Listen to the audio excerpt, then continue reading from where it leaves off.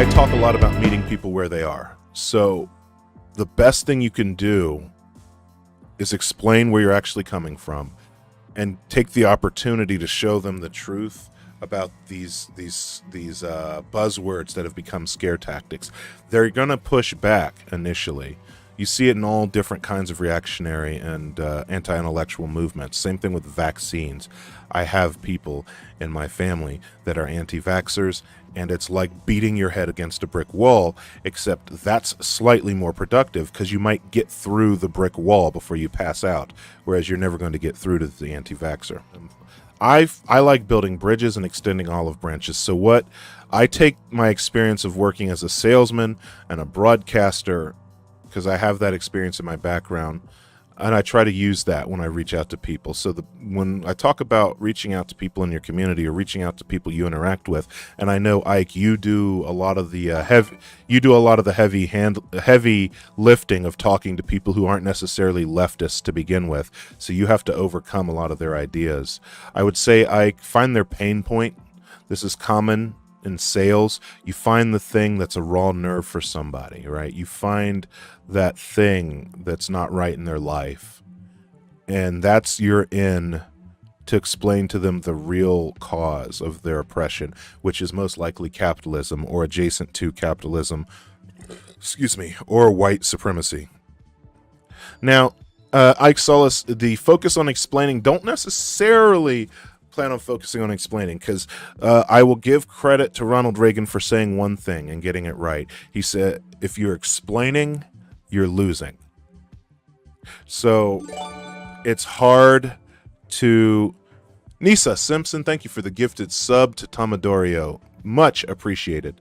Depending on the type of conversation you're having, it's easy to lose somebody if you're stuck explaining every single buzzword that they throw at you, because if they've been indoctrinated by people like Ben Shapiro or Steven Crowder, these people are fast liars. And what I mean by fast liars is they're able to say a bunch of incorrect bullshit really quickly, but it's things that is faster to say than it is to explain.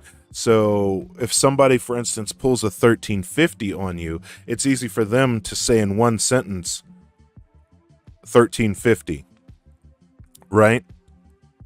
But it takes you 5 minutes to 10 minutes to explain.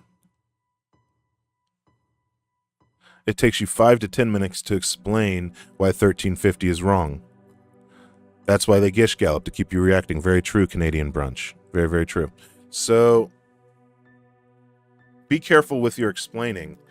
If they're acting in good faith, they're hopefully not going to gish gallop you, and this is someone that you at least have enough of an in that you can try to work through that pain point and do a little bit of explaining.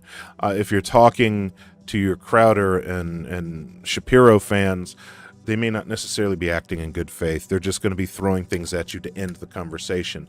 They're not actually trying to make any progress.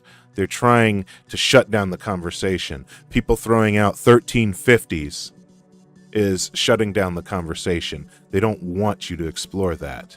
They want you to shut up about trying to liberate black people in the United States. Voldranai, I cannot agree more with your statement. They are not dumb, but they are speaking a different language. You have to speak to what it is that they want and where they are. I'm not one of those who believe that you can speak to everybody using the same terminology and language. I think that you will lose some people if you launch in with words like proletariat and bourgeoisie and shit like that.